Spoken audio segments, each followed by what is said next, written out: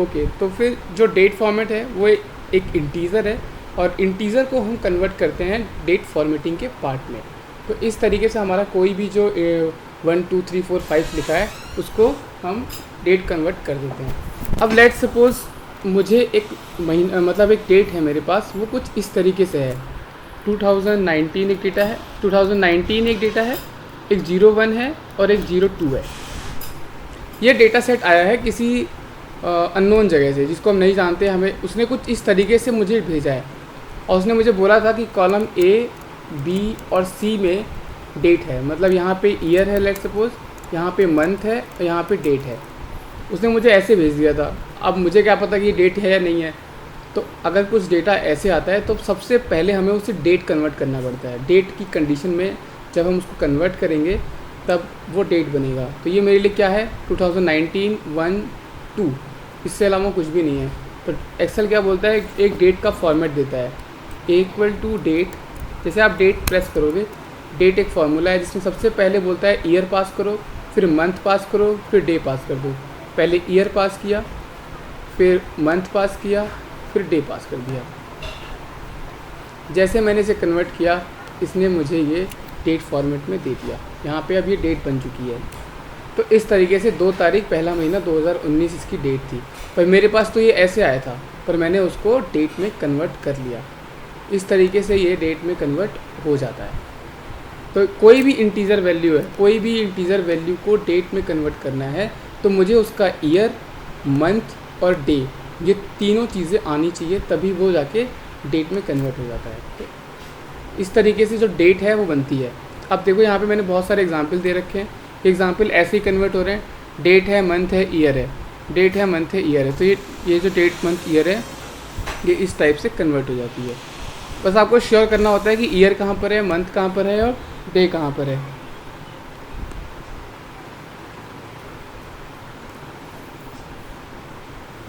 हाँ, तो उससे क्या फ़र्क पड़ता है। अगर लेट सपोज ये आपके पास इस तरीके से बहुत सारा है, ठीक है, और ये डेट में हमेशा 1 का प्लस हो रहा है, ये डेट में हमेशा 1 का प्लस हो रहा है, ठीक है।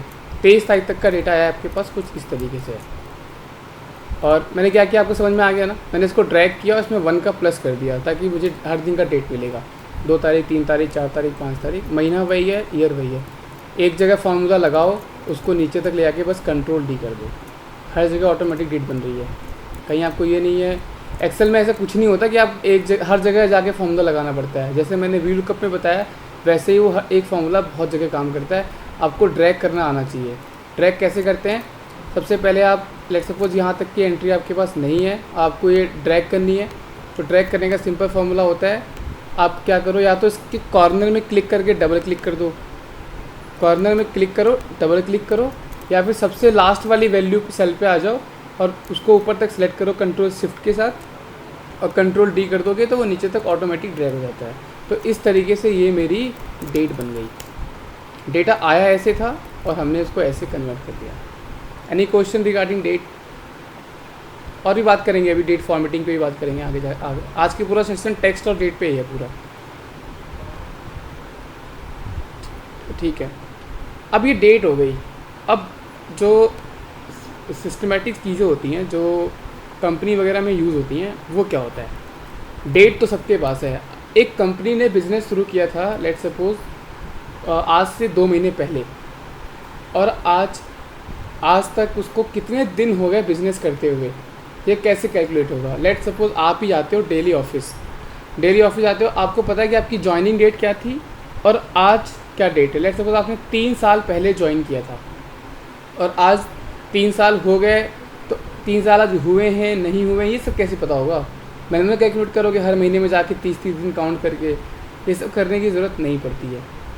एक्सेल में एक फंक्शन और देता है डेट डिफरेंस, जिसको बोलते हैं डेट का डिफरेंस निकालना। लेकिन ये जो डेट डिफरेंस फंक्शन है, अगर आप गूगल ड्राइव यूज़ करते हो तो उसमें तो बिल्कुल जैसे आप डेट डिफरेंस लिखोगे वो तुरंत पॉपुलेट कर देगा। लेकिन जब एक्सेल में काम कर रहे होते हो, जो अपडेटेड एक्सेल है, 2013 वाले में तो फंक्शन था, अपडेटेड एक्सेल में वो होता है लेकिन आपको शो आउट ऐसे नहीं करता है, थोड़ा सा प्रॉब्लम करता है शो करने में। लेट सपोज मैंने यहाँ पे लिखा डेट, देखो कोई भी फंक्शन यहाँ पे डेट डिफरेंस का नहीं दिखा रहा है, कोई भी फंक्शन डेट डिफरेंस का यहाँ पे नहीं है। लेकिन अगर आपको ये पॉपुलेट करना है तो पूरा लिखना पड़ेगा बस। ये बाय डिफ़ॉल्ट फंक्शन है लेकिन रिटर्न वैल्यू के साथ नहीं है, इसलिए ये ऊपर नहीं है। तो जैसे आप लिखते हो डेट, कोई फंक्शन की डेट नहीं हुआ, फिर आपने लिखा डेट DIF, अभी भी कोई फंक्शन नहीं दिख रहा। लेकिन जैसे आप एक और ब्रैकेट प्लस करोगे ये आपको फंक्शन दिखाएगा, ये फंक्शन आपको पॉपुलेट करता है। जैसे आपने डेट डिफ लिखा, ये फंक्शन आपको पॉपुलेट करने लगा और आपको दिखने लगा। पर ये यूज़ कैसे होता है? तो लेट सपोज़ आपकी ज्वाइनिंग डेट थी, मैं 2 डेट लेके आ रहा हूँ यहाँ पर, या फिर ऐसे मानता हूँ कि आपकी ज्वाइनिंग डेट थी 1 जनवरी 2018 और आज की डेट है ये। इस दिन आपने ज्वाइन किया था और आज की डेट ये है। आपको पता करना है कि कितने साल हो गए मुझे इस कंपनी में जॉब करते हुए। बहुत ईजी तरीका है। डेट डिफ ब्रैकेट, सबसे पहले आप चूज़ करो फर्स्ट डेट, उसके बाद चूज़ करो सेकंड डेट, और फिर आप बताओ कि मुझे क्या चाहिए। आपको देखना है ईयर। डेट डिफरेंस क्या बोलता है? जिसने थोड़ी भी कोडिंग पढ़ी होगी तो कोडिंग के अंदर क्या होता है कि आप जब भी कोई इंटरवल पास करते हो तो उसको बताना पड़ता है कि वो इंटरवल का फॉर्मेट कौन सा होगा। वाई होगा मतलब ईयर होगा, MM होगा या M होगा तो मंथ होगा, D होगा तो डेट होगा, YM होगा तो ईयर मंथ होगा, MD होगा तो मंथ डेज होगा। तो इस तरीके से सारे फंक्शंस को आपको समझना होता है। तो मुझे यहाँ पर ईयर कैलकुलेशन चाहिए। अगर वो ईयर कैलकुलेशन चाहिए तो मुझे इन्वर्टेड कॉमर्स के अंदर Y पास करना पड़ेगा और एंटर करना होगा। मुझे 2 साल हो गए इस कंपनी में जॉब करते हुए। मुझे इस कंपनी में आप देखोगे तो 2 साल हो गए जॉब करते हुए, लेकिन ये कंप्लीट 2 ईयर तो हुए नहीं। आप डिफरेंस देखोगे तो 2 साल से ज़्यादा हो गया है। तो इसका मतलब मुझे इसमें मंथ भी देखना पड़ेगा। अगर मुझे मंथ भी देखना है तो कैसे देखूँगा मैं? तो 2 साल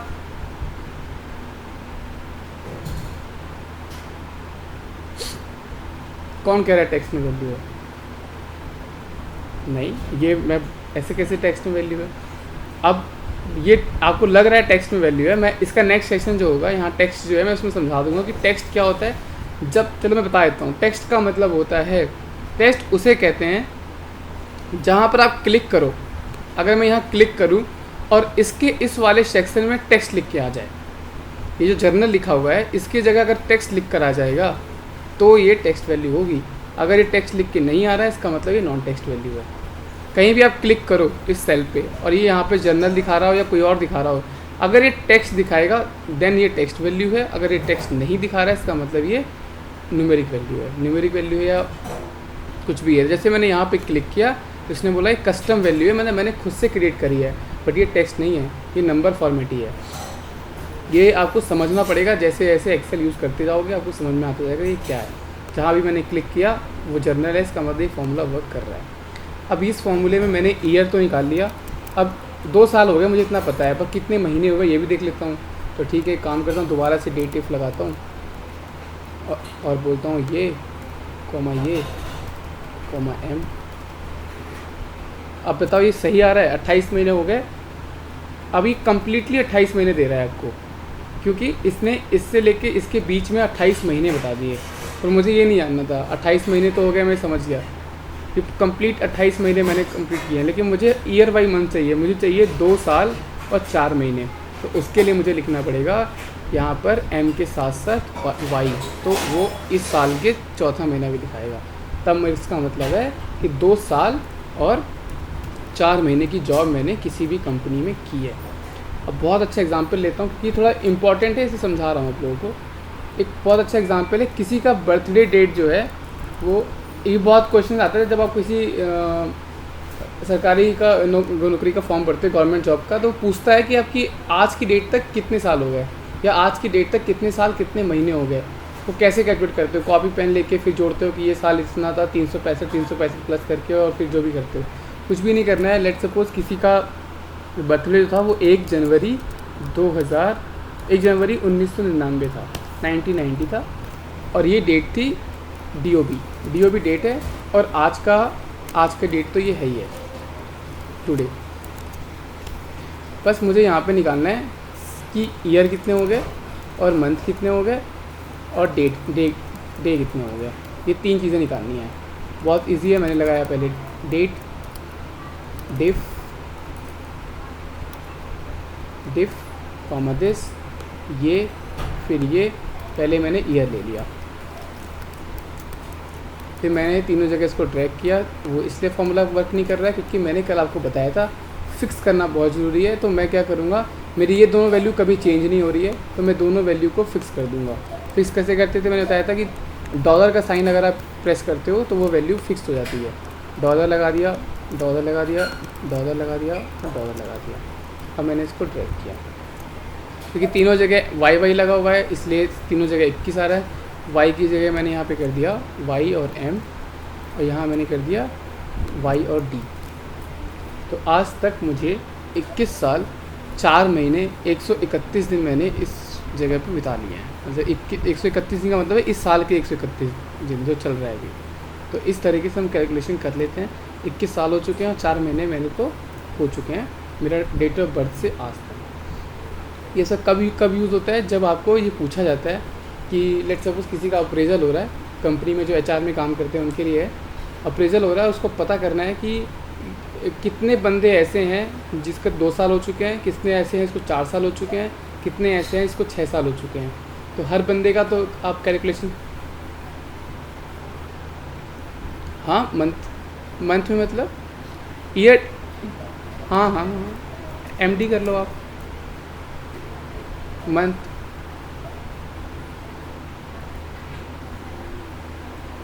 हाँ हाँ हाँ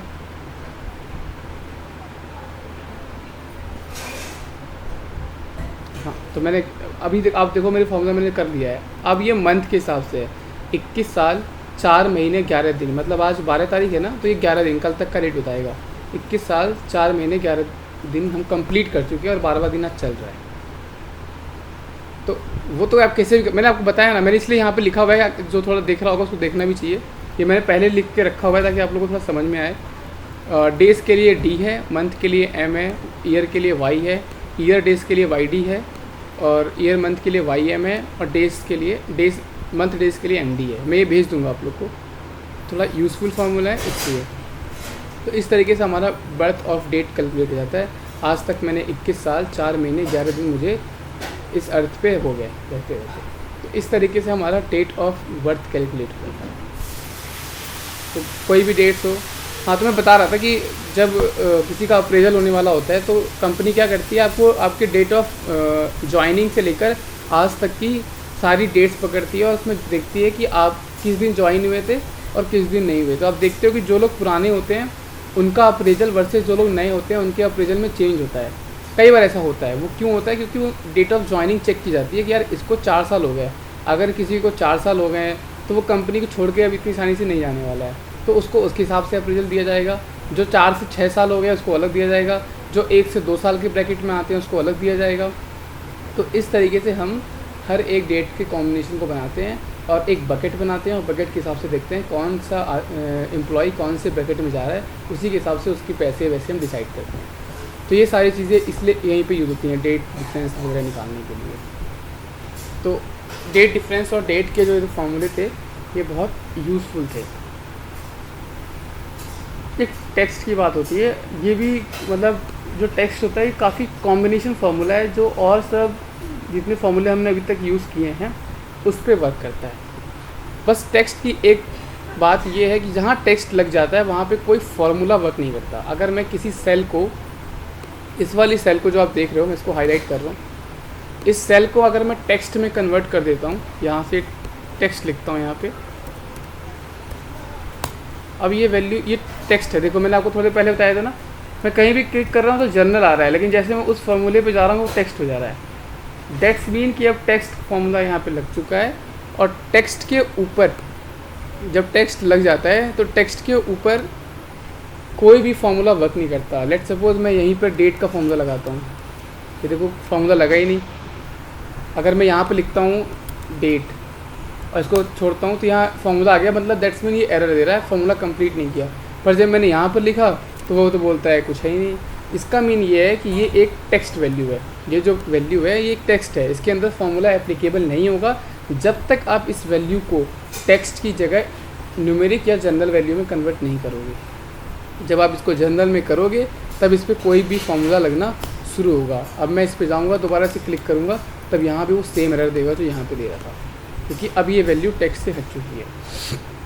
तो ये आपको समझना होगा कि टेक्स्ट किसे कहते हैं। टेक्स्ट उसे कहते हैं जिसकी बैकग्राउंड, जिस पे क्लिक करने पर अगर कोई भी चीज़ अपने टेक्स्ट वैल्यू में दिखती है तो वो टेक्स्ट है, जिस पे कोई फॉर्मूला नहीं लगता वो टेक्स्ट है, अगर कोई फॉर्मूला उस पर एप्लीकेबल है तो वो टेक्स्ट नहीं है। ये होता है टेक्स्ट को समझना कि टेक्स्ट होता क्या है। अब हम बात करते हैं कि जो टेक्स्ट होता है वो किस काम का है, मतलब इतना यूज़फुल क्यों है। तो एक क्वेश्चन जो अभी धीरज ने मुझसे पूछा था कि यार यहाँ पर जनवरी आ रहा है और यहाँ पर 5 आ रहा है, ठीक है, ये तो कस्टम वैल्यू थी, ये तो कस्टम वैल्यू थी। लेकिन लेट्स सपोज मुझे ये पता ही करना हो कि ये जो वैल्यू लिखी है मैंने, कस्टम वैल्यू वगैरह ये जो लिखी है, इसको मैं अपने अकॉर्डिंग बनाना चाहता हूँ। मतलब अगर मैंने कहीं लिखा है कि जनवरी है, लेट्स सपोज ये डेटा कुछ इस तरीके से होता।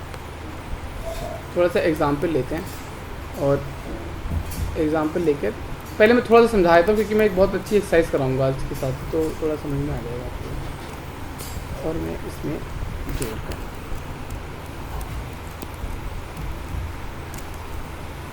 अब देखो ये दोनों सेम ही चीज़ आ रही है, ठीक है, ये आ रहा है आपके पास, ये डेटा सेट है। टेक्स्ट क्या क्या काम कर सकता है बहुत ध्यान से देखना। मैं बोलता हूँ कि मुझे ये जो डेट है, ये डेट में जनवरी है, इस डेट में मई है, सिर्फ जनवरी लिख कर आना चाहिए मुझे, सिर्फ जनवरी, मतलब इस डेट को एक मंथ में कन्वर्ट करना है, ठीक है जी। टेक्स्ट लगाइए, TEXT, फार्मूला, वैल्यू पकड़िए और उसे फॉर्मेट में चेंज करिए। टेक्स्ट का फॉर्मेट होता है डेट को मंथ बनाने के लिए MM। ये देखो, जैसे मैंने MM लिखा, वो 01 पास किया, अगर मैं 3 MM पास कर दूंगा तो वो उसको जनवरी पास कर देगा। अगर मैं उसको 4 M पास कर दूंगा तो पूरा जनवरी लिख कर आ जाएगा। मतलब सिंपल था, अगर मैंने 1 M पास किया तो सिर्फ 1 दिया, जब मैंने 2 M पास किए तो उसने 01 दिया, जब मैंने 3 M पास किए तो उसने जैन दिया, और जब मैंने 4 M पास कर दिए तो उसने जनवरी दे दिया। इसको ड्रैग करते हैं नीचे तक और इस फॉर्मूला को उठा के यहाँ पे डाल दो। अब देखिए कितना डिफरेंस है। यहाँ डेट थी, उसको मैंने एक मंथ में कन्वर्ट किया, जितनी बार मैंने M लिखा उतनी बार उसने M को कन्वर्ट किया। तो जो M मंथ होता है वो 4 बार ही होता है, MM तो जितनी बार मैंने लिखा उसने उतनी बार उसको कन्वर्ट कर दिया। तो इस तरीके के टेक्स्ट का फॉर्मूला वर्क करता है। ये अब टेक्स्ट में है, ये वैल्यू अब टेक्स्ट में है, लेकिन ये टेक्स्ट वैल्यू वो नहीं जिससे फॉर्मूला नहीं रहेगा। 2 चीज़ें होती हैं, एक फॉर्मेटिंग टेक्स्ट होती है और एक टेक्स्ट का फॉर्मूला होता है। हम आप टेक्स्ट का फॉर्मूला सीख रहे हैं। तो जैसे मैंने इस जनवरी को जैन में कन्वर्ट कर दिया और इस मई को जो डेटा है उसको मई में कन्वर्ट कर दिया। अगर मैं इसको ईयर में कन्वर्ट करना चाहता तो मैं वाई की जगह अब लिखता वाई। लेट्स सपोज मैंने वाई लिख दिया तो ये 99 दे रहा है, फिर मैंने एक और वाई ऐड किया तो ये 99 दे रहा है। तो मैंने इसको पीस कर दिया। अगर मैं 4 वाई ऐड करके देखूँ तो क्या होता है, कोई फ़र्क नहीं पड़ेगा क्योंकि वैल्यू 4 ही इंटीजर पे है। अगर वो 5-6 पे है नहीं तो इतना दे देगा। तो आप इसको पेस्ट करो, अब देखो। तो हमने तीनों चीज़ समझी। पहले मैंने मंथ निकाल दिया, इसी से मैंने इसी से डेज़ निकाल दिया। अगर मैं इसको डे लिख दूँ तो क्या होगा वो भी देख लेते हैं। डे लिख दिया मैंने, अब ये डेट बता रहा है 1 तारीख, 2 तारीख, 3 तारीख, 4 तारीख। तो डे हमेशा 2 ही में होता है। डे में अगर मैं 3 लिख दूंगा तो अब वो कौन सा दिन था। जो ये 1 तारीख है उस दिन फ्राइडे था, 2 तारीख है उस दिन सैटरडे था, 3 तारीख है उस दिन संडे था। एक और डी लिखते हैं, अब पूरा लो, Friday, Saturday, Sunday, Monday, Tuesday, Wednesday, Friday, Thursday. तो उस दिन कौन सा दिन था। लेट्स सपोज मैं गया और मैंने एक ऐसी कोई भी अननोन डेट ले ली जो मुझे नहीं पता था। 21 दिसंबर 1989 ये एक डेट है। ये इसमें कन्वर्ट ही नहीं किया इसमें क्योंकि बहुत पुरानी डेट है। 21 जनवरी 1999 ले लेते हैं, ठीक है। तो पुरानी डेट थी, उस फॉर्मूला वर्क नहीं किया। अब मुझे नहीं पता इस दिन कौन सा दिन था, इस दिन कौन सा दिन था मुझे पता नहीं है। मैं सीधे एक टेक्स्ट लगाऊंगा, इस पर क्लिक करूँगा, TDD, इस दिन थर्सडे था। कोई सा भी डेट आप यहाँ पे डालो, आप कोई सा भी डेट लेते चले जाओगे। जैसे मैंने इसको 1990 की जगह 89 कर दिया, इस दिन सैटरडे था। अगर मैंने इसको 2000 कर दिया तो इस दिन फ्राइडे था। तो कोई सी भी डेट लो, आपको कैलेंडर जो लोग कैलेंडर यूज़ करते हैं अगर वो चाहें तो, मैंने कभी भी सिस्टम का कैलेंडर यूज़ ही नहीं किया, मैं बस यहाँ पे क्या करूँगा, आज की डेट प्रेस कर दूँगा, आज ट्यूसडे, आज मंगलवार है, मुझे पता चल गया ऐसे ही। तो मतलब अगर जिसको एक्सेल समझ में आ जाएगी ढंग से, उसको ज़रूरत ही नहीं है ना कैलेंडर यूज़ करने की, ना कैलकुलेटर यूज़ करने की, कुछ भी चीज़ें यूज़ करने की ज़रूरत नहीं है, सारी चीज़ें यहीं पे होती हैं, कहीं जाने की ज़रूरत ही नहीं है। तो इस तरीके से हमारी जो टेक्स्ट की वैल्यू है वो वर्क करती है। टेक्स्ट की वैल्यू बहुत टाइप से वर्क करती है, लेकिन मेजर वो डेट के लिए वर्क करती है। तो आपको आई थिंक समझ में आ गया होगा कि किस तरीके से मैंने ये सारी चीज़ें की हैं। किसी को कोई डाउट है क्या टेक्स्ट वगैरह को लेकर? वैसे मैं अभी जब एक्सरसाइज पे जाऊँगा तो पूरा बताऊँगा कि टेक्स्ट कैसे एक बड़े डेटा सेट में काम करता है। ठीक है, एक और चीज़ करते हैं, एक होता है कॉन्किनेट, दो चीज़ों को जोड़ देना, बस सिंपल है। जब भी आप कहीं रजिस्ट्रेशन करने जाते हो, किसी भी जगह जाते हो रजिस्ट्रेशन करने, तो वो आपको पहले बोलता है first name, last name, email address and then submit कराता है। तो जब ये डेटा आपने फर्स्ट नेम लास्ट नेम दे दिया तो आपने तो दे के चले गए, फिर ये डेटा जाता है कंपनी के पास, जो कंपनी होती है उसके पास आता है। कंपनी क्या करती है, कंपनी करती है, अब आपका फर्स्ट नेम पड़ेगी फिर लास्ट नेम पड़ेगी, ऐसे तो करेगी नहीं, वो पहले पड़ेगी विवेक फिर पड़ेगी गिरी, ऐसे तो करेगी नहीं। तो वो करेगी क्या, वो क्या करेगी, दोनों नाम को आपस में जोड़ देगी। सिंपल है, दो टेक्स्ट वैल्यू है, जैसे यहाँ पे आप देखो नेम है एलन एंड जोन्स। अब ये डेटा किसी ने फर्स्ट नेम दिया है, किसी ने अपना लास्ट नेम दिया है, पर मुझे ये नाम एक साथ चाहिए। मैं दोनों का नाम तो पढ़ूंगा नहीं, पहले एलन फिर जॉन्स फिर बॉब फिर विलियम्स, ऐसे तो करूँगा नहीं। तो मैं कॉनकैट का फॉर्मूला यूज़ करूँगा। कॉनकैट जैसे क्लिक करता हूँ कॉन्किनेट, वो बोलता है टेक्स्ट 1 ले लो, टेक्स्ट 1 ले लो, टेक्स्ट 2 ले लो, टेक्स्ट 2 ले लो और एंटर कर दो। दोनों वैल्यू आपस में ज्वाइन हो गई है, बट ये थोड़ी अच्छी नहीं दिख रही है, अब तो पता नहीं चल रहा नाम। तो क्या करते हैं, फिर से लगाते हैं, इसको लेते हैं, फिर बोलते हैं बीच में स्पेस क्रिएट कर दो ताकि मुझे पता चलना चाहिए नाम क्या है। फिर मैंने दो कॉमर्स लगाया, उसके बीच में एक स्पेस क्रिएट किया, दो कॉमा लगाया, उसके बीच में एक स्पेस क्रिएट किया। आप मेरे स्क्रीन देखते हैं ना, this space this comma second name. अब देखो बिल्कुल परफेक्ट नेम आ रहा है, दोनों जो नेम अलग अलग थे वो दोनों नेम ज्वाइन हो चुके हैं, कोई भी प्रॉब्लम नहीं हुई ज्वाइन करने में। ये एक फॉर्मूला है जिस तरीके से ये वर्क करता है, कॉन्किनेट है। वैसे आज की डेट में कॉनकैट बोलते हैं, अभी वो शायद यहाँ मिलता नहीं है, पुराना एक्सेल है, कॉनकैट नाम से भी फंक्शन चलता है। तो कॉन्किनेट करके आप करोगे, बीच में स्पेस पास कर दो। लेट सपोज एक काम करना था, जितने भी फर्स्ट नेम है और लास्ट नेम है उसके बीच में @ ऐड करना है।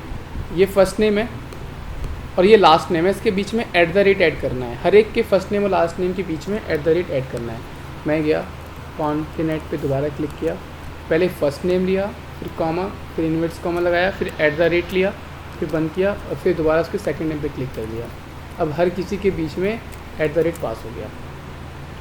ऐसे कुछ भी कर सकते हैं। जैसे आपकी कंपनी का नाम XYZ है और आपके जो आप किसी का ईमेल एड्रेस बना रहे हो, बहुत अच्छा एग्जांपल दे रहा हूँ आपको। चलो, एक ये सबका फर्स्ट नेम है कंपनी में, और आप क्या कर रहे हो, आप ईमेल एड्रेस डिज़ाइन कर रहे हो और आपकी कंपनी का नाम है लेट सपोज XYZ, और अब आप चाहते हो कि मेरे जितने भी एम्प्लॉय के फर्स्ट नेम हैं उनके फर्स्ट नेम पे उनका ईमेल जनरेट कर दो।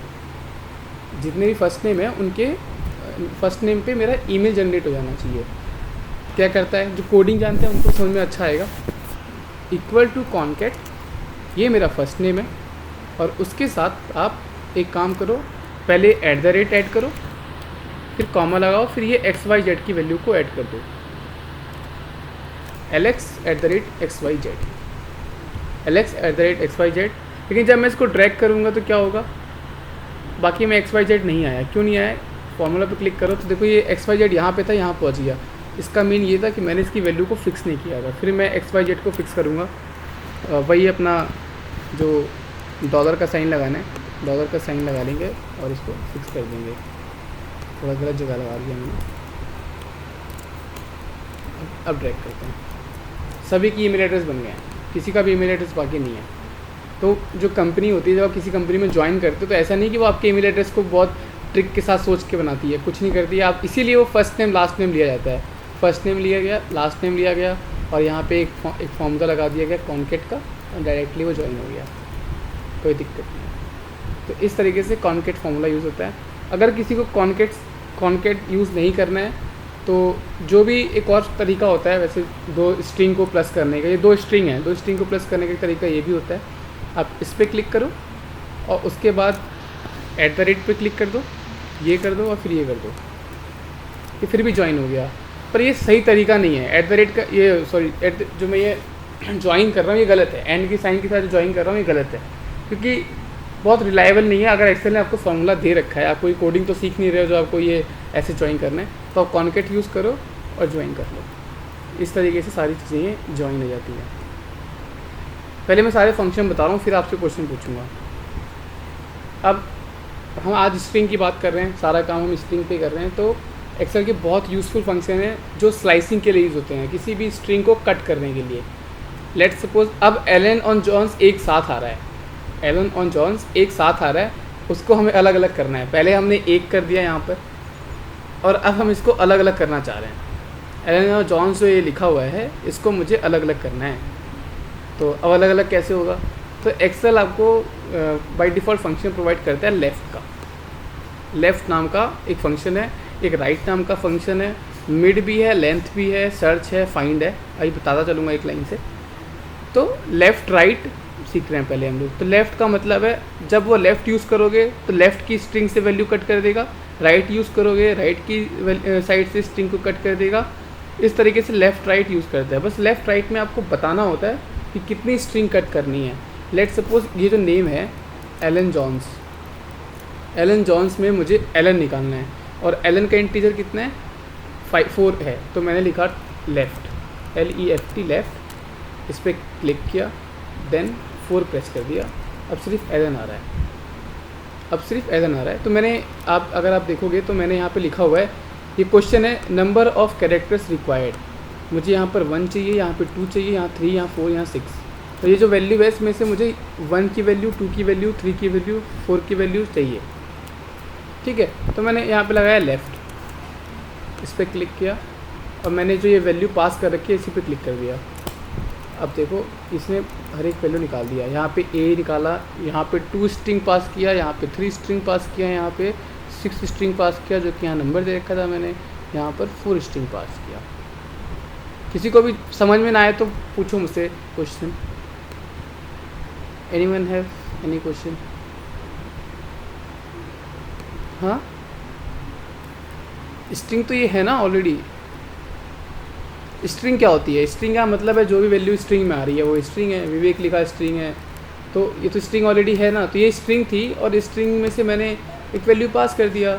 लेट्स सपोज लेफ़्ट फार्मूला क्या होता है एक बार मैं दोबारा बताता हूँ। लेफ़्ट पे क्लिक करता हूँ, बोलता है टेक्स्ट और नंबर ऑफ़ कैरेक्टर्स।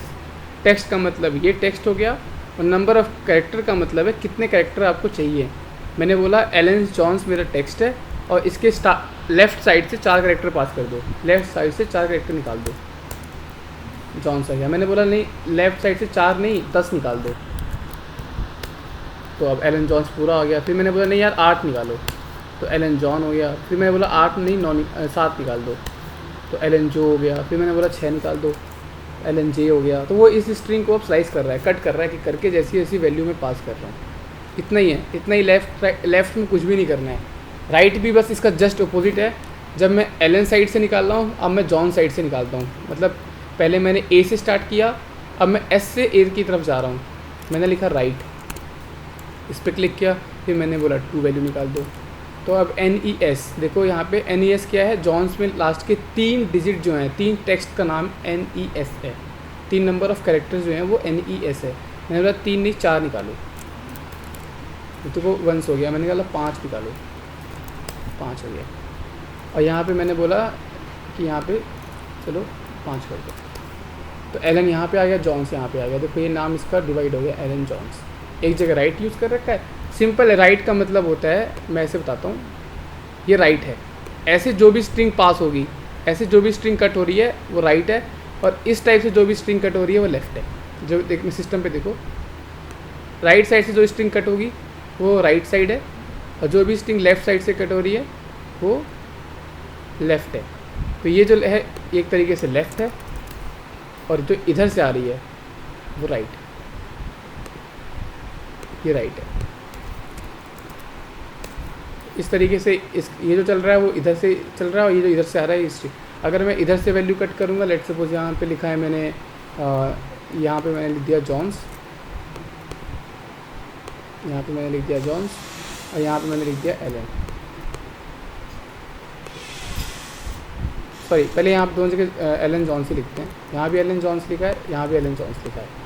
अब जब ये लेफ़्ट से कट करूँगा तो कैसे वर्डिंग कटेगी? ए से स्टार्ट होगी और एस तक जाएगी। और जब मैं यहाँ से कट करना शुरू करूँगा तो कैसे कट होगी? यहाँ से एस से स्टार्ट होगी और ए तक जाएगी। बस रिवर्स हो गया, यहाँ से ए से एस है और यहाँ एस से ए है, इतना ही फ़र्क है। एक बैक साइड से स्टार्ट हो रहा है, एक फ्रंट साइड से स्टार्ट हो रहा है, इसे लेफ़्ट और राइट बोलते हैं। बताता हूँ, अब यूज़ करने के थोड़ा चलते हैं। पूरा डेटा सेट बना रखा है तो लेफ़्ट और राइट समझ में आ गया आपको। अब आता है लेंथ। लेंथ का सिंपल मतलब है किसी भी जो टेक्स्ट लिखा हुआ है उसमें कितने वर्ड ऑफ कैरेक्टर्स यूज़ हो रहे हैं। लेट सपोज यहाँ पर यहीं पे आता हूँ, बताया था यहाँ पे अभी आपको, ये जो एलन जॉन्स है ये कितने नंबर्स ऑफ कैरेक्टर से बनता है। तो मैं यहाँ पे एक लेन फॉर्मूला लगाऊंगा। लेन का मतलब लेंथ है, लेन LEN, और टेक्स्ट पे क्लिक कर दूँगा। नंबर ऑफ कैरेक्टर्स में 10 आ रहे हैं, इसको ट्रैक करते हैं। यहाँ पे 10 है, यहाँ पे 10 है, यहाँ पे 10 है, यहाँ पे 7 है, यहाँ पे 6 है। जैसे मैंने यहाँ पे एक लेंथ का फॉर्मूला लगा दिया, इक्वल टू लेन, और वो फॉर्मूला इस वाले सेल पे काम करेगा। अब यहाँ आप जो भी लिखोगे ना वो बताता रहेगा कि इसकी वैल्यू कितनी है। मैंने लिखा विवेक, विवेक में 5 है। मैंने लिखा VV, इसमें 4 है। 1 2 3 4, सॉरी 1 2 3 4, हाँ देखो दो चीज़ें हैं। अगर आपको पहले तो स्पेस काउंट क्यों करना है? स्पेस तो हमेशा हटाना चाहिए। आपको लगता है कि यहाँ पे स्पेस काउंट हो रहा है या नहीं हो रहा है? कोई बताएगा मुझे स्पेस काउंट हो रहा है या नहीं हो रहा है 10 में? हाँ ठीक है। अगर इसमें स्पेस काउंट करना है तो अब लेंथ में स्पेस काउंट करने के लिए या तो मैं स्पेस को अलग से प्रिंट कराऊँ कि इसमें एक स्पेस है, लेकिन लेंथ के साथ मैंने कभी लेंथ के साथ एक्चुअली मैंने कभी प्रिंट कराया ही नहीं है क्योंकि लेंथ की ज़रूरत मुझे पड़ी नहीं। हाँ हाँ हाँ हाँ हाँ, अब सुन लो, बता रहा हूँ। तो होता क्या है, देखो जब स्पेस दो स्ट्रिंग के बीच में आएगा देन वो काउंट नहीं करेगा। अगर आपसे गलती से कोई स्पेस छूट जाता है, गलती से कोई स्पेस एक्स्ट्रा आ जाता है तो वो उसको स्पेस को काउंट करता है, फिर करेगा। लेट्स सपोज एलन जॉन्स में लास्ट में आके मैंने 2-3 स्पेस पास कर दिए, वो वैल्यू काउंट कर रहा है। अब उसने बताया 16 है और आप देखो तो वैल्यू तो यहाँ पे सिर्फ 10 ही थी, तो इसका मतलब 6 स्पेस मैंने एक्स्ट्रा यहाँ पे क्रिएट कर दिए हैं।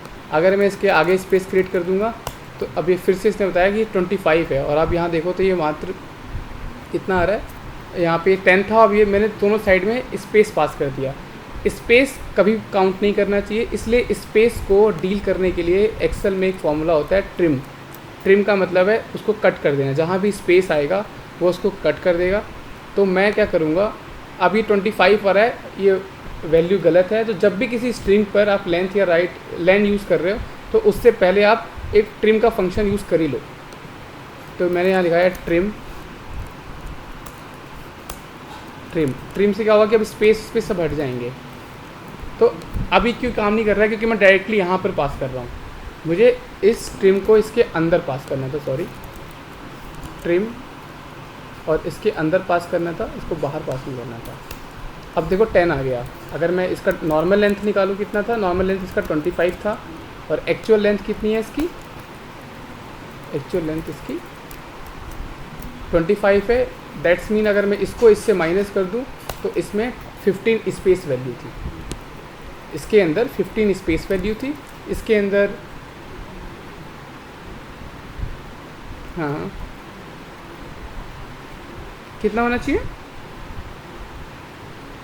नहीं बीच में स्पेस आया तो उसको काउंट होगा ना, क्योंकि दो स्पेस की बीच की वैल्यू है ना वो। चलो दो स्पेस की बीच की वैल्यू आ रही है, एक सेकंड देना, ठीक है। दो स्पेस की बीच की वैल्यू अगर आपको हटानी है तो सब्स्टिट्यूट वगैरह के फॉर्मूले यूज़ करने पड़ते हैं। फिर अगर आप सब्स्टिट्यूट यूज़ करते हो और आप बोलते हो कि इसमें कोई स्पेस आ रहा है, इसमें कोई स्पेस आ रहा है और उसको हटाना है, तो वो फिर सब्स्टिट्यूट से स्पेस हटेगा। समझ रहे हो आप मेरी बात को? तो ये थोड़ा सा डीप में जाना पड़ेगा, एकदम से मैं आपको सब कुछ बताने लगूंगा कि हाँ इसमें स्पेस है, इसको हटाएंगे कैसे, लगाएंगे कैसे। अभी स्पेस हटाना है, जस्ट इसके नेक्स्ट वाले फॉर्मूले में चलेंगे, वहाँ पे समझेंगे कि स्पेस फाइंड कैसे होता है, फिर स्पेस रिमूव कैसे होता है। सब्स्टिट्यूट मैं इसलिए नहीं बता रहा हूँ क्योंकि एकदम से अगर मैं लेफ्ट राइट सब्स्टिट्यूट बता दूंगा, मुझे लगता है कि मेरे जो यहाँ पे लोग सीख रहे हैं वो एकदम से कन्फ्यूज़ हो जाएंगे।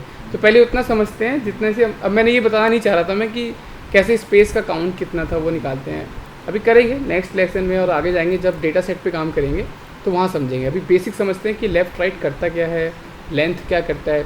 अब जैसे यहाँ पर मैंने 25 काउंट किया, यहाँ पे 10 था, यहाँ पे 15 आ गया। आपका क्वेश्चन सही था कि यहाँ बीच में एक और स्पेस आ रहा है, वो उसको भी हटाना चाहते हैं, तो फिर वहाँ पे सब्स्टिट्यूट जैसा एक फॉर्मूला लगाते हैं जिसमें हम बोलते हैं कि जहाँ स्पेस है उसको नल डिफाइन कर दो। जैसे मैंने हटाया, देखो एलन जॉन्स में से भी वो हट चुका है। तो सब्स्टिट्यूट भी मैं बता ही देता हूँ, चलो अब इतनी बात हो रही है तो इसको भी ख़त्म ही करते हैं। तो लेंथ समझ गए थे। सब्स्टिट्यूट का मतलब होता है कि किसी भी वैल्यू को रिप्लेस कर देना किसी और वैल्यू में। लेट्स सपोज यहाँ पे एलन जॉन्स जो है, जॉन्स की जगह मैं यहाँ पर कुछ भी सिंह लगा रहा हूँ, एलन सिंह बना रहा हूँ इसको, ठीक है। तो मैं क्या करता हूँ, यहाँ पे सब्स्टिट्यूट यूज़ करता हूँ, इस टेक्स्ट पे जाता हूँ, ये मुझे बोलता है टेक्स्ट, ओल्ड टेक्स्ट क्या था मेरा, ओल्ड टेक्स्ट मेरा लेट्स सपोज जॉन्स है, यहाँ पे लिखा हुआ है, मैं इस पर क्लिक कर दे रहा हूँ, सॉरी, लेट्स सपोज मेरा जॉन्स है, मैं जॉन्स पे क्लिक करता हूँ, और जॉन्स की जगह मैंने बोला इसको SINGH कर दो। अब ये एलन सिंह हो गया। तो इसका मतलब ये था कि किसी भी वैल्यू को, किसी भी टेक्स्ट वैल्यू को अगर किसी चीज़ से रिप्लेस करना है तो आप डायरेक्टली उसको लिखो, वहाँ पे ओल्ड टेक्स्ट दो, यहाँ पे ओल्ड टेक्स्ट का मतलब जॉन्स था, जॉन्स को मैंने सिंह में कन्वर्ट कर दिया। तो इस तरीके से सब्स्टिट्यूट यूज़ होता है, बहुत यूज़फुल फंक्शन है सब्स्टिट्यूट। कई बार ऐसा होता है कि जब अननोन वैल्यू, लेट सपोज यहाँ तो एक ही टाइप का स्पेस आ रहा है, बहुत सारे स्पेस आ रहे होते हैं और मुझे एक साथ रिमूव करने होते हैं, बस सब्स्टिट्यूट लगाओ और सारे रिमूव स्पेस को एक साथ रिमूव कर दो।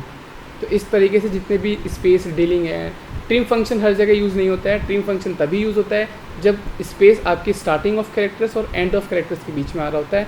अगर स्पेस बीच में आ रहा है तो सब्स्टिट्यूट वगैरह जैसे फंक्शन यूज़ होते हैं जिससे आप उसकी वैल्यू को स्लाइसिंग एंड कटिंग कर सकते हो। तो इस टाइप से आपको ये सारे जितने फंक्शन मैंने आपको बताए हैं, टेक्स्ट, कॉन्किनेट, लेंथ, रेफ, ये सारे फंक्शन जो हैं वो वर्क करते हैं स्पेस के साथ, मतलब टेक्स्ट के साथ, सॉरी। अब ये पढ़ा तो मैंने बहुत सारा दिया एक साथ, लेकिन किसी को समझ में बहुत कम, जिसको एक्सेल नहीं आती उसको काफ़ी कम समझ में आया होगा। तो अब हम थोड़ा समझने का ट्राई करते हैं। अब जितना पढ़ा है ना उसको एक डेटा सेट पे काम करते हैं, तभी जब तक आप रियल लाइफ एग्जांपल नहीं लोगे आपको कुछ समझ में नहीं आने वाला है। तो चलते हैं रियल लाइफ एग्जांपल पे। और सबसे पहला काम है कि अब मैं बता रहा हूँ कि मैं करने क्या जा रहा हूँ। ये एक डेटा सेट आया है मेरे पास, किसी ने मुझे डेटा सेट शेयर किया है और उसने मुझसे बोला है कि विवेक मुझे एनालाइज़ करके दो कि ये जो डेटा सेट है इसमें जितने भी कस्टमर के ईमेल्स आ रहे हैं वो ईमेल्स किस डोमेन से हैं। डोमेन का मतलब होता है gmail.com, orkut.com, hotmail.com, ये डोमेन्स होते हैं। तो किसी ने मुझे बोला कि यार ये डेटा सेट आ गया, मैंने एक कंपनी खोली है, ये मैंने लोगों को एक्वायर किया है। एक्वायर का मतलब है कि कंपनी कस्टमर्स लेके आया हूँ। अब बड़ी बड़ी कंपनियाँ क्या करती हैं, बड़ी बड़ी कंपनियाँ जो ऐड चलाती हैं, कभी आपने सोचा है तो ये सड़कों पे ऐड होते हैं, किसी मॉल में ऐड होते हैं, या किसी वेबसाइट को खोलते हो तो ऐड आते रहते हैं, फिर आप उस ऐड पे क्लिक करते हो और ऐड से क्लिक करते ही आप चले जाते हो उसकी सेम वेबसाइट पे जहाँ पे वो आपको अपना कस्टमर बना देता है। गूगल पे आप गूगल खोलते हो, वहाँ पे ऐड आते रहते हैं, सब्सक्राइब नाउ या फिर साइन अप नाउ। इंस्टाग्राम पे भी आते हैं, हर जगह, क्योंकि जितनी ये सब कंपनियाँ हैं फ्री में ऐप दे रही हैं। फ्री में ऐप क्यों दे रही हैं? क्योंकि उनको ऐड से प्रॉफिट होता है। और ऐड से क्या फ़ायदा होता है, हम जैसे आप जैसे कस्टमर ऐड पे क्लिक करते हैं और डायरेक्टली उसकी वेबसाइट पे जंप कर जाते हैं। अब जो लोग ये पूछ रहे थे मुझसे कि ये टेक्स्ट का, कॉन्किनेट का, लेफ़्ट राइट का यूज़ क्या है, वो मैं आपको बताता हूँ वो यूज़ क्या है। अब यहाँ पर आपने क्लिक किया और सीधे सीधे उसकी कंपनी की वेबसाइट पे जंप कर गए, वहाँ फर्स्ट नेम लास्ट नेम वगैरह आपने डाल दिया और आप चले गए। ठीक है, आप तो चले गए। लेट्स सपोज ये जो कस्टमर है पहला वाला जेम्स बट, ये कस्टमर क्या हुआ था, पहले डेटा थोड़ा मैं स्टार्टिंग से बता रहा हूँ कि डेटा को समझना बहुत ज़रूरी है, अंडरस्टैंडिंग डेटा की होनी चाहिए। तो इसका मतलब ये जो कस्टमर है इसने अपना फर्स्ट नेम दिया, लास्ट नेम दिया, कंपनी का नाम दिया, एड्रेस दिया, सिटी का नाम दिया, कंट्री का नाम दिया, जिप कोड दिया, आप बोलते हो फ़ोन नंबर दो, एक अल्टरनेटिव फ़ोन नंबर दिया, ईमेल दिया और चला गया। यहाँ तक कस्टमर ने इन्फॉर्मेशन दी है। ये जो पार्ट है वो कस्टमर की इन्फॉर्मेशन है। और ये जो लास्ट के 3 चीज़ें हैं, ये है मेरा एडवर्टाइजमेंट का सिस्टम। मतलब ये जो कस्टमर है, जेम्स बट जो आया है, उसने इस वेबसाइट के थ्रू मुझे सब्सक्राइब किया है। ये जो वेबसाइट है, जिसने भी पता होगा, जो लोग थोड़ा डेटा एनालिस्ट समझते हैं, एक होता है चैनल। चैनल का मीन होता है, चैनल जो डेटा एनालाइज में बोला जाता है, चैनल का मतलब है कि कस्टमर को लाने के लिए मैंने कौन सा चैनल यूज़ किया। तो लेट्स सपोज आपकी भी जो कंपनी है, चाहे जो कोई भी काम करता है कहीं भी, मुझे नहीं पता, फिर वो जब कस्टमर लेके आती है तो ऐसा नहीं कि कस्टमर आपके घर आता है बोलता है मुझे अपना सब्सक्राइबर बना लो, ऐसा नहीं होता है। बहुत बड़ी बड़ी कंपनियाँ हैं, जैसे अमेजोन है, तो हो सकता है अपना अकाउंट आप वहाँ जाके बना लोगी। या फिर ऐसा होता है कि जब आप कोई ऐप डिज़ाइन करते हो और ऐप को शेयर करते हो तो लोग शेयर करते हैं, आपने किसी को दिया, किसी ने उसको दिया, इसने उसको दिया। फिर कई बार वो पूछता है रेफर ए फ्रेंड, इसका मतलब आप रेफर ए फ्रेंड के थ्रू आए थे। कई बार आपसे पूछता है गूगल से आए हो, तो आप बोलते हो हाँ मैं गूगल के थ्रू आया हूँ। फिर जैसे आप इंटरव्यू देने जाते हो, तो वो लिखवाता है कि आप किसके मीडियम से आए हो, आप किसी मेरे अपने दोस्त को जानने वाले से आए हो, या इस कंपनी में आपका कोई दोस्त काम करता है उसके थ्रू आए हो, या फिर आप किसी भी चैनल के थ्रू आए हो, कहीं आपने मेरा ऐड देखा था क्या। ये डेटा क्यों लेते हैं? कभी सोचा है? हम तो जाते हैं, फिल करते हैं, निकल लेते हैं, अपने इंटरव्यू पे फोकस करते हैं। लेकिन जब आप डेटा एनालिस्ट बन जाओगे ना, तो आप घर से बाहर निकलोगे ना, आप हर टाइम का डेटा रीड करते चले जाओगे। आज की डेट में मेरी ऐसी कि लाइफ है, जब मैं यहाँ से निकलता हूँ तो मैं कुछ भी डेटा देखता हूँ तो मैं समझता हूँ अच्छा इसको इसने इसलिए बनाया होगा। जब आप जूते की शॉप में जाते हो, आपको पता है शूज़ क्यों रखे रहते हैं, सबसे ऊपर किस टाइप के होते हैं, बीच में किस टाइप के होते हैं, इस टाइप की सबको पता है। नॉर्मल नॉलेज सबको पता है कि अच्छे जूते ऊपर होते हैं, ख़राब जूते तो साइड में पड़े होते हैं, और आप उसी हिसाब से डील करते हो। पर जो अच्छे जूते हैं उसमें अच्छी क्वालिटी कैसी डिज़ाइन होती है, तो वो सारी चीज़ें डेटा से बनता है। तो ये एक डेटा था जो आपकी स्क्रीन पर है, और ये कस्टमर आया है, उसने अपनी इन्फॉर्मेशन दी है, और ये लास्ट की 3 इन्फॉर्मेशन को हमें उस बंदे ने दिया है जिसके थ्रू हम आए थे। लेट्स सपोज ये मेरा दोस्त है और मैं एक कंपनी में ज्वाइन करने जा रहा हूँ, और उसके थ्रू मैंने एक कंपनी को ज्वाइन किया है। अब कंपनी क्या करती है, जहाँ से डेटा आया है क्या वो मेरे लिए कितना अच्छा है, तो चलो एनालाइज़ करते हैं। एनालाइज़ कैसे होगा? तो पहले मुझे चेक करना पड़ेगा कि जो मेरी ये कंपनी है, वेब जिस पे नाम आ रहा है, उसने जीमेल के कितने बंदे लाए थे। अब मेरा क्वेश्चन समझते रहना, जीमेल से कितने बंदे आए हैं, याहू से कितने बंदे आए हैं, हॉटमेल से कितने बंदे आए हैं, कॉक्स.नेट से कितने बंदे आए हैं, ये मुझे पता करना है। क्योंकि गूगल जो जीमेल की अपनी सर्विस है, आप जब अपना ईमेल एड्रेस बनाते हो तो उसके अपने पैसे लगते हैं किसी कंपनी में, हॉटमेल के अपने पैसे लगते हैं, सबके डोमेन के प्राइस यहाँ पर दे रखा है। इसका मतलब ये है कि जो जीमेल है, जिसका जीमेल का अकाउंट है, वो 88 रुपीज़ देकर आता है। जो हॉटमेल है उसने 98 रुपीज़ दिए हैं, जो याहू है उसने 100 रुपीज़ दिए हैं। ये रुपये का मतलब ये है कि एक सब्सक्राइबर, एक कस्टमर को लाने के लिए मैंने 100 रुपये खर्च किए, तब ये कस्टमर मेरा अकाउंट बना पाया। अभी भी याद रखना, जब भी हम किसी भी बंदे को किसी से मिलवाते हैं, किसी सर्विस को देते हैं, तो उसे खर्चा करना पड़ता है। जैसे कंसल्टेंसी होती हैं, आप पास एक कॉल आता है कि जी इस वाली कंपनी में एक नौकरी है, आप जाइए इंटरव्यू दीजिए। आप जब जाते हैं, आपका सिलेक्शन होता है, तो कंपनी उस कंसल्टेंसी को पैसे पे करता है, वही ये पैसा है। मतलब 100 रुपीज़ वो है कि जो याहू के थ्रू, याहू का जो कस्टमर आया है इस वेबसाइट के थ्रू, इस वेबसाइट को 100 रुपये देने पड़ेंगे मुझे इस कस्टमर को लाने के लिए। चलो ये क्वेश्चन हो गया पहला। दूसरा क्वेश्चन ये हुआ कि जो डोमेन्स आए हैं उसमें सबसे बेस्ट डोमेन मेरे लिए कौन सा था। मतलब जीमेल के कस्टमर ज़्यादा आए थे, हॉटमेल के ज़्यादा आए थे, ये कैसे पता चलेगा? यहाँ तो भाई बिल्कुल नाम है, जीमेल तो है नहीं अलग अलग। तो मुझे क्या करना पड़ेगा, जितने फंक्शन मैंने आपको अभी बताए, लेफ़्ट, राइट, कॉन्कैट, स्ट्रिंग, यही सारे यहाँ पर काम आने वाले हैं। तो सबसे पहले मैं क्या करूँगा भाई, मैं बोलूँगा कि एक काम करते हैं, यहाँ से @ अब @ के बाद जो भी स्ट्रिंग आ रही है उसको कट कर लेते हैं, तभी तो मेरा डोमेन नेम निकलेगा। तो मैं डोमेन नेम निकालने जा रहा हूँ यहाँ पे। 2 चीज़ें और समझ लेते हैं डोमेन से पहले। एक होता है सर्च। एक्सेल में एक फॉर्मूला होता है सर्च। सर्च का मतलब होता है किसी भी वैल्यू को आप सर्च कर रहे हो, किसी भी वैल्यू को आप सर्च कर रहे हो। कहाँ से सर्च कर रहे हो? किसी स्ट्रिंग से। आप लोग को मेरी पहली क्लास अगर याद होगी तो मैंने एक क्वेश्चन आपको बताया था, एक टेक्स्ट टू कॉलम होता है। डेटा में जाओ और एक टेक्स्ट टू कॉलम का यूज़ होता है। क्यों ना मैं यहाँ पे टेक्स्ट टू कॉलम यूज़ कर लूँ, और यहाँ पे इसको यहाँ पेस्ट कर रहा हूँ अलग से, टेक्स्ट टू कॉलम यूज़ कर लूँ, और डिलिमिटेड में जाऊँ, यहाँ पे @ पास कर देता हूँ, यहाँ पे @ पास कर देता हूँ। जैसे मैं @ पास करूँगा, ये मेरे सारे के सारे डोमेन नेम निकाल के रख दिया इसने। मतलब @ के बाद की वैल्यू यहाँ पर है, @ से पहले की वैल्यू यहाँ पर है। पर जब आप एक्सेल सीख रहे हो तो ये शॉर्टकट क्यों अपनाने हैं? क्यों ना हम एक फार्मूला डिज़ाइन करें जिसमें मुझे ये फार्मूले के थ्रू आना चाहिए। किसी ने मुझसे 3-4 दिन पहले मैसेज किया था कि टेक्स्ट टू कॉलम को फार्मूले से कैसे बनाते हैं, तो क्यों ना हम टेक्स्ट टू कॉलम को एक फार्मूला बनाते हैं और उस फार्मूले से समझते हैं। ये सारी वैल्यू अब हमें फार्मूले से निकालनी है। निकाल तो हम टेक्स्ट टू कॉलम से भी सकते हैं, पर हमें फार्मूला बनाना चाहिए। फार्मूला कैसे बनेगा? फार्मूला बनाने के लिए जो चीज़ें मैंने आज पढ़ाई हैं सिर्फ वही यूज़ होनी है। मैंने आपको लेन पढ़ाया, मैंने आपको राइट पढ़ाया, मैंने आपको लेफ़्ट पढ़ाया, और एक मैंने सर्च और बताया। सर्च का मतलब है कि अगर @ आ रहा है तो वो कौन सी पोजीशन पे आ रहा है। बस सर्च ये मुझे ये बताता है कि इसमें ये वाला वैल्यू है या नहीं है। चलो करते हैं। सबसे पहले सर्च करते हैं कि @ जो ये @ है ये कहाँ पर है। तो मैं यहाँ पर लगाता हूँ सर्च का फार्मूला। सर्च कौन सा टेक्स्ट फाइंड करना है? @ भाई हर एक के डोमेन में तो @ होगा ही ना। @ क्लिक कर दिया, एंटर मारा। 6 नंबर की पोजीशन पे क्या है मेरा? 6 नंबर की पोजीशन पे मेरा है @ ये मुझे समझ में आ गया, कोई दिक्कत नहीं है। फिर मैंने बोला अगर मैं यहाँ पर 6 मेरे पास आ चुका है, मतलब 6 नंबर की पोजीशन पे मेरा @ है। अब मुझे तो निकालना gmail.com है ना यहाँ से, तो मुझे समझना पड़ेगा कि इसकी पूरी लेंथ कितनी है। चलो पूरी लेंथ पता करते हैं पहले। पूरी लेंथ कितनी है? पूरी लेंथ है 15। पूरी लेंथ है 15। 6 नंबर की वैल्यू पर मेरा क्या है? सर्च का ऑप्शन, मतलब @ 6 पे आ रहा है, 15 वैल्यू है।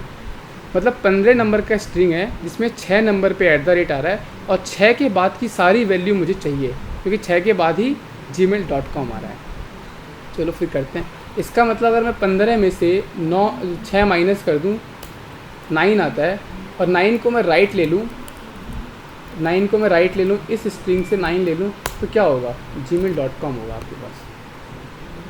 आपके पास gmail.com आ चुका है। कैसे आया?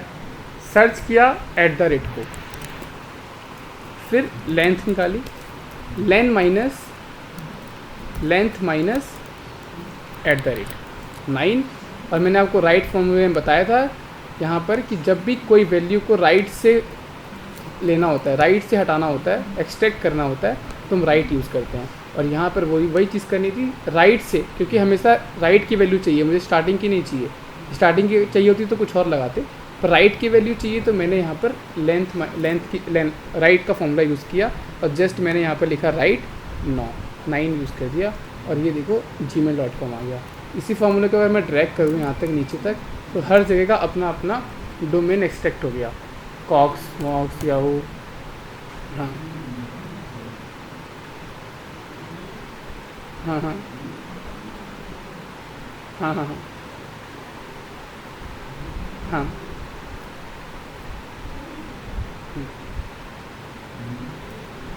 हम्म हम्म हम्म हम्म हम्म। देखो उसमें, अब देखो एक होता है मैनुअल वर्क। अगर मैनुअल वर्क है तो उसमें 100% एक्यूरेसी तो आप निकाल नहीं सकते। तो उस कंडीशन में कोई फार्मूला ऐसे वर्क नहीं करता कि मैं लेफ़्ट राइट लगा दूँ। और ये अच्छा एक बात सोचो कि अगर ये @ है, अब मुझे कैसे पता चला कि यहाँ @ है? ये आप सभी को पता है, ईमेल आपने बनाया है, ईमेल बनाया है इसलिए आपको पता है कि @ तो कंपलसरी ऑप्शंस होता है। लेकिन लेट्स सपोज यहाँ @ की जगह कोई और वैल्यू होती, तो डेटा, स्टार्टिंग से बोल रहा हूँ, डेटा रीड करना पहले बहुत ज़रूरी है। तो या तो आप, अगर बिल्कुल रॉ डेटा आया, ये किसी वेबसाइट ने जनरेट किया, इससे डेटा ठीक है। कल मैंने किसी बंदे को बिठाया और बोला कि जितने लोग इस सड़क से निकलते हैं ना, सबका डेटा कलेक्ट करो। या फिर जो घर घर आजकल कोविड का डेटा कलेक्ट करने जो आती हैं आजकल लेडीज़, या जो भी गवर्नमेंट जॉब वाले आते हैं, 100% किसी के कुछ भी छोड़ देते होंगे, किसी का कुछ भी लिख देते होंगे।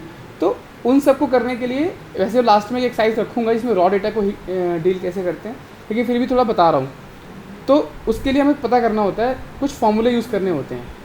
सबसे पहले हम यूज़ करते हैं ट्रिम।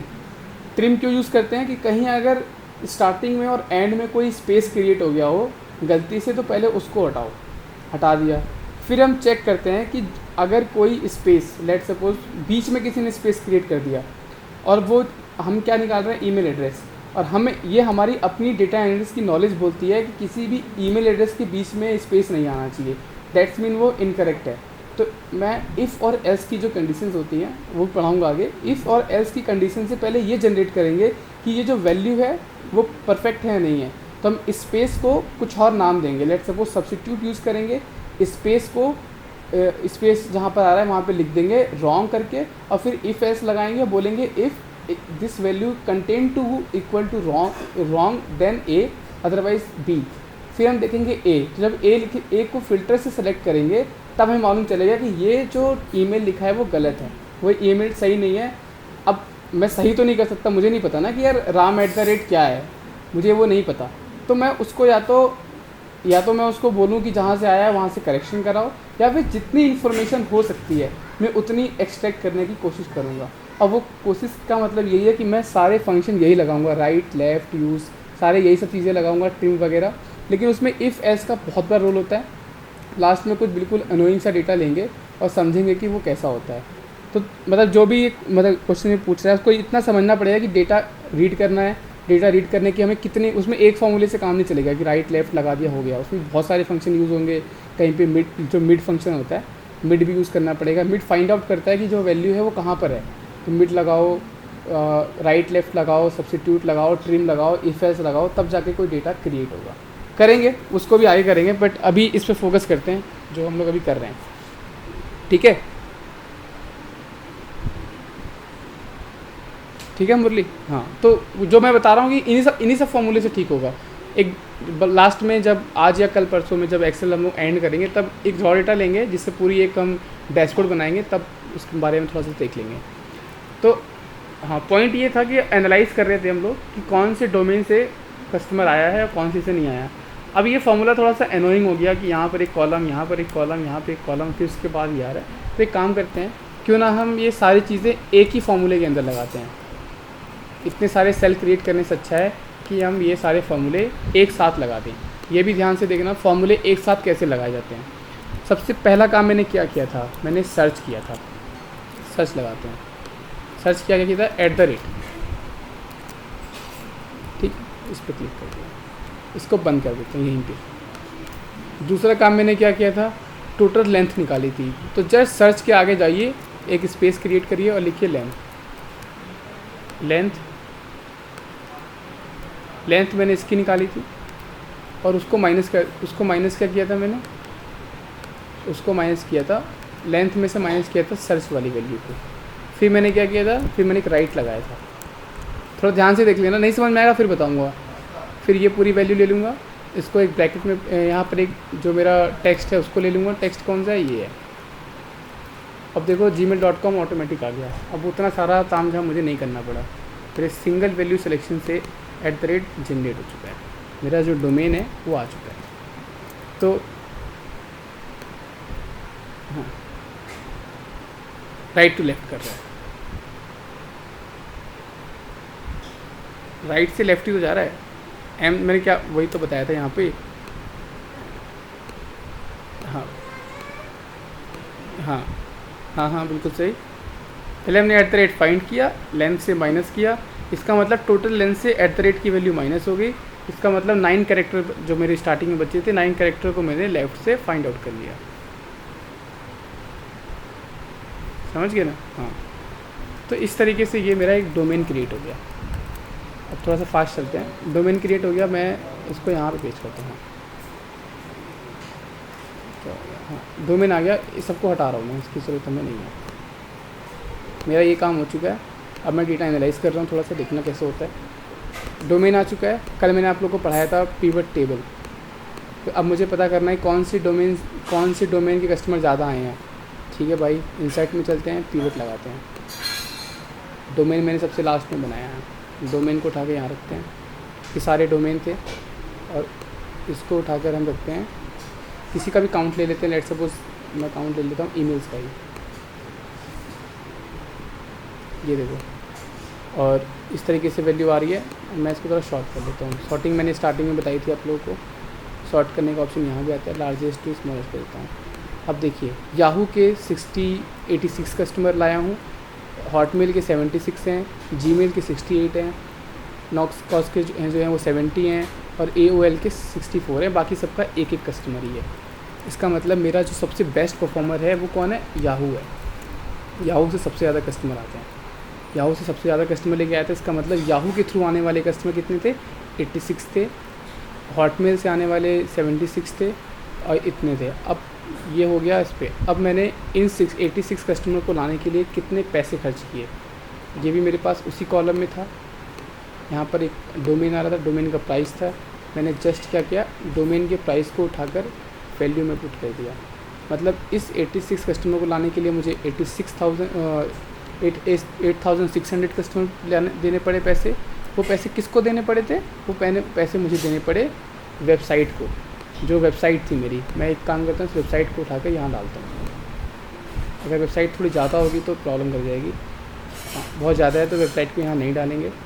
तो एक काम कर लेते हैं, यहाँ जो 1 वाले आ रहे हैं ना, ये 1 वाले को हम 1 वाले जो हैं इनको या तो हटा देते हैं या फिर रहने देते हैं। एक काम करते हैं, वेब को यहाँ डालते हैं, डोमेन को उसके नीचे डालते हैं। ठीक है, अब थोड़ा सा समझना और दिक्कत आएगी, लेकिन आप अगर देखोगे तो ये वाला जो साइट है, ये वाला जो डेटा सेट है, सबसे ज़्यादा कस्टमर मुझे अमेरिकन नाम की कंपनी से आए हैं। मतलब ये जो वेबसाइट थी, इस वाली कंपनी से आने वाले सबसे ज़्यादा कस्टमर हैं, जहाँ पर मैंने 194 कस्टमर को हिट किया है। टोटल कस्टमर कितने थे? टोटल कस्टमर थे 500। और इस पर्टिकुलर एरिया से कितने आए? और हाँ,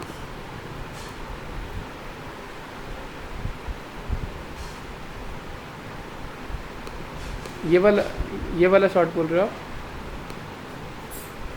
हाँ हाँ, ठीक है। हाँ ठीक है, हाँ ठीक है, वो भी तरीका है। मतलब देखो, पिवट टेबल का तो अपने हिसाब से बनाने वाली चीज़ है, टेबल ही तो बना रहे हैं। तो इन्होंने जो बोला वैसे कर लेते हैं। डोमेन को पहले ले लिया और इसको नीचे कर लिया, फिर इसको हम सॉर्ट कर लेते हैं। लेट्स सपोज लार्जेस्ट से सॉर्ट कर लिया तो 86 कस्टमर जो आए थे, उसमें 3 कस्टमर मेरे यहाँ से आए हुए हैं, 2 कस्टमर मेरे यहाँ से आए हुए हैं। इस तरीके से मुझे मालूम चल गया कि कौन से कस्टमर किस जगह से आए हुए हैं। एक काम करते हैं, और थोड़ा कॉम्प्लिकेटेड हो रहा है तो यहाँ पे फ़िल्टर लगाते हैं और फ़िल्टर में लेते हैं सिर्फ जीमेल। अब जीमेल के कस्टमर जो आए थे 68, उनको लाने के लिए मुझे इस वेबसाइट से 2 आए, इससे 2 आए, इससे 2 आए। तो इस तरीके से मुझे मालूम चल गया ये कस्टमर कैसे कैसे आ रहे हैं। अब ये मैंने लेफ़्ट राइट यूज़ करके यहाँ पे डोमेन बनाया पहले, और उस डोमेन के हिसाब से मैंने पूरी की पूरी कोडिंग करी। मतलब पूरी की पूरी एक टेबल जनरेट करी, जिससे मुझे मालूम चला याहू जो था, मैं यहाँ से वेब हटा रहा हूँ और यहाँ पे ऑल कर रहा हूँ। ये जो स्टार्टिंग के 4 चीज़ें थी, ये मेरे बेस्ट परफॉर्मर हैं, इन्हीं को मैं देख सकता हूँ। इसके अलावा मेरे पास कुछ भी नहीं है देखने के लिए। लेकिन यार इतने से काम मेरा चल नहीं रहा है। मुझे चाहिए कि यार ये कस्टमर जो आए हैं वो किस महीने में आए हैं। ठीक है यार, महीने में आए हैं तो डेट यहाँ पर है, पर ये तो डेट फॉर्मेट में है। अब डेट फॉर्मेट से इसको मंथ कैसे बनाएं? मैंने आपको बताया था, मंथ बनाने के लिए टेक्स्ट यूज़ करते हैं। टेक्स्ट यूज़ करेंगे, इस पर क्लिक करेंगे और लिखेंगे 3M111 और ये मंथ बन चुका है। अब ये मंथ बन चुका है। पर आप देखो यार, मंथ के साथ ना, अब तो मंथ बना दिया, लेकिन ये मंथ गलत बनाया। मई तो 2019 में भी हो सकता है, 2020 में भी हो सकता है, तो क्यों ना हम मंथ के साथ ईयर भी पास करते हैं। तो MMM डेस्क YY सॉरी,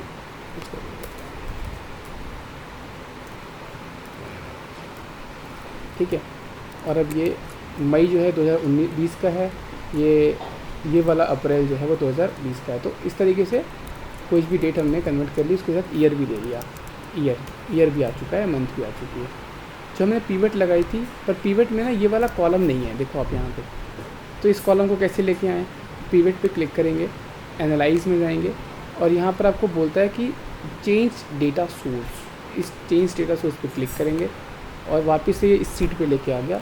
और इस एक जो हमने रो ऐड करी है उसको यहाँ पर सेलेक्ट कर लेंगे वापस से और फिर ओके कर देंगे। देखो अभी लास्ट में ईयर नाम का कॉलम आ चुका है। अब इस ईयर को उठा के मैं कॉलम में डाल दूँगा। अब आप देखोगे यहाँ पे 2 चीज़ें ले रखी थी, तो मैं डोमेन का प्राइस हटा दे रहा हूँ, क्योंकि डोमेन का प्राइस बहुत हैवी है। तो हर मंथ का डेटा हो गया मेरे पास। और ये हर मंथ का डेटा है। अब जैसे ये AOL है, ये AOL देखो आप, ये कितना सही दिख रहा है आपको। 2 अप्रैल के इसमें आए थे, 20 में इतने आए, इसमें आए, इसमें इतने। तो इस तरीके से शॉर्ट कर लेंगे बाद में, लेकिन हमारे पास हर महीने कैसे कैसे इस वाले डोमेन से कस्टमर आते हैं वो हमको पता चल रहा है। तो ये हमने कैसे बनाया डेटा पे अभी आप मत समझो, लेकिन हमने क्या क्या यूज़ किया। हमने राइट यूज़ किया, लेफ़्ट यूज़ किया, सर्च यूज़ किया, टेक्स्ट यूज़ किया। उसके थ्रू मैं डेटा को एक अच्छे फॉर्मेट में कन्वर्ट कर पा रहा हूँ। अब जैसे यहाँ पे एक फ़ोन नंबर है, फ़ोन नंबर में आप देखो यहाँ पे ना डेस्क आ रहा है। अब फ़ोन नंबर में डेस्क तो आता नहीं है, 1 2 3 4 5 6 7 8 9 10 होता है। तो डेस्क को, अब ये भी एक अनोइंग सी चीज़ है, चलो डेस्क को रिमूव करते हैं। डेस्क कैसे रिमूव होगा, सब्स्टिट्यूट लगाते हैं। सब्स्टिट्यूट भी बताया था मैंने आपको। इस पर क्लिक करते हैं, डेस्क लगा देते हैं इसके बाद, और इस डेस्क के साथ हम बोलते हैं कि इस डेस्क को जनरल स्पेस से कन्वर्ट कर दो। जनरल स्पेस से कन्वर्ट किया, देखो इसमें से स्पेस हट गया। अब पहले स्पेस आ रहा था ना, यहाँ पे जो डेस्क आ रहा था, सॉरी, अब वो डेस्क हट चुका है, यहाँ पे नॉर्मल वैल्यू आ चुकी है। तो डेस्क भी हमने हटा लिया। तो कुछ भी इस टाइप की चीज़ें हैं जिसको हमें रिमूव करना है, वो हम यहाँ से कर सकते हैं। लेट्स सपोज यहाँ फर्स्ट नेम और लास्ट नेम आ रहा है, इसको भी ज्वाइन कर लेते हैं क्योंकि अलग अलग आ रहा है। हाँ हाँ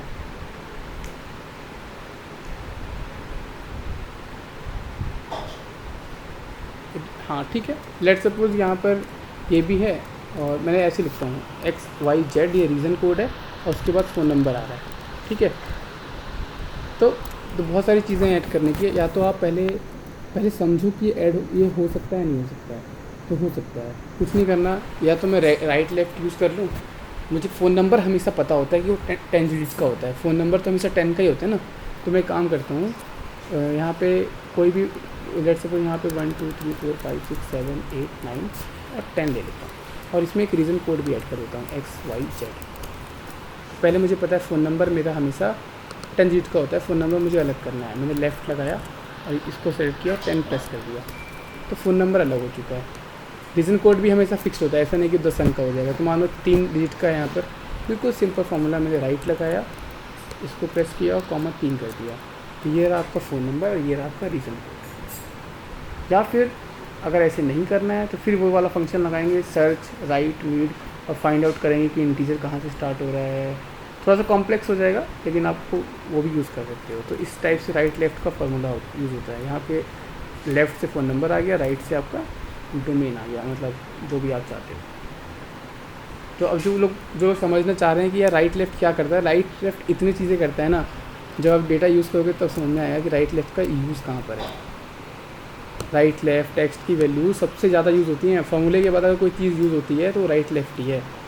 अब फिर एक और बताता हूँ। यहाँ पे देखो फर्स्ट नेम और लास्ट नेम अलग अलग आ रहा है, इसको भी एक कर लेते हैं। तो क्या बताया था मैंने आपको, फर्स्ट नेम कॉन्केनेट पे क्लिक करते हैं, पहली वैल्यू सेलेक्ट करते हैं, फिर बीच में एक स्पेस क्रिएट करते हैं, फिर दोबारा से इसका लास्ट नेम सेलेक्ट कर लेते हैं और एंटर कर देते हैं। मैं अलग चीज़ सेलेक्ट कर लेता हूँ, कॉन्केट, इसको सेलेक्ट करते हैं, एक स्पेस क्रिएट करते हैं और लास्ट नेम सेलेक्ट कर लेते हैं। अब यहाँ पे फर्स्ट नेम और लास्ट नेम में कन्वर्ट हो चुका है। ठीक है। तो इस तरीके से first name last name convert हो चुका है। तो अब यही सब चीज़ें। अब लेट्स सपोज जो ये वाला बनाया था हमने, इसको थोड़ा सा हटाते हैं और यहाँ से ईयर हटा देते हैं, और ये जो डेटा सेट बनाया था, अब हम समझते हैं कि अब ये ना ग्राफिकल वे नहीं है, ये डेटा को एनालाइज करने का ग्राफिकल वे नहीं था। तो वो ग्राफिकल वे क्या होता है, जैसे कल मैंने एक लाइन ग्राफ बनाया था। लाइन ग्राफ कब बनता है और बार ग्राफ कब बनता है, ये समझना बहुत इंपॉर्टेंट है हर किसी के लिए। तो पहले मैं इसको एक बार ग्राफ में कन्वर्ट कर रहा हूँ। यहाँ पे बार ग्राफ का ऑप्शन आते हैं और इसको बार ग्राफ में कन्वर्ट कर लिया, और सिर्फ मैं स्टार्टिंग है ना ये 4 को करता हूँ, क्योंकि 1 1 की वैल्यू है ना बार ग्राफ में कुछ दिखेगा ही नहीं। सिर्फ इनको लेता हूँ और इंसर्ट में जाता हूँ और एक बार ग्राफ बनाता हूँ। ये बार ग्राफ बन गया। ठीक है, ये बार ग्राफ बन गया। मैंने इसको लाइन ग्राफ क्यों नहीं बनाया, किसी के पास आंसर है? मैंने इसको लाइन ग्राफ क्यों नहीं बनाया? लाइन भी तो बना सकता था, यहाँ पे लाइन पे क्लिक करता और ये वाला ये भी तो बना सकता था। हाँ, और किसी के पास आंसर है?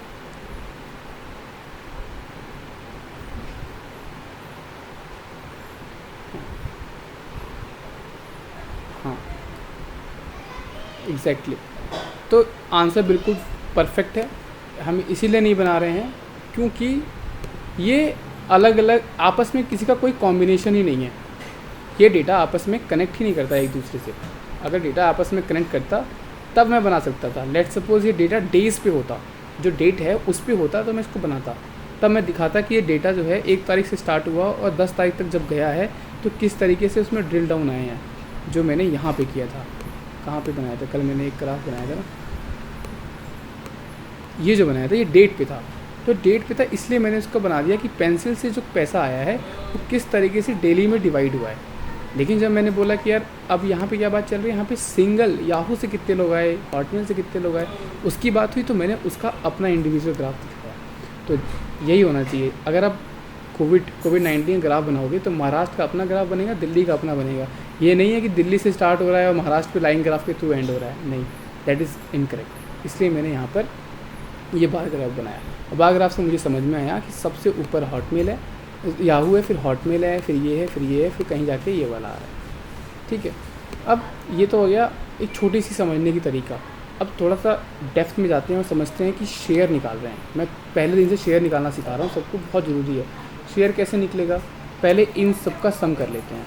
तो लेट सपोज मैंने इन सब का सम कर लिया, 359 टोटल। शेयर क्या होता है? इस 359 में 86 का शेयर कितना है? तो this divide by this.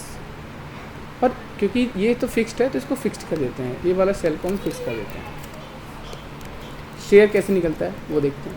Share निकाल लिया हमने, सबका शेयर आ गया।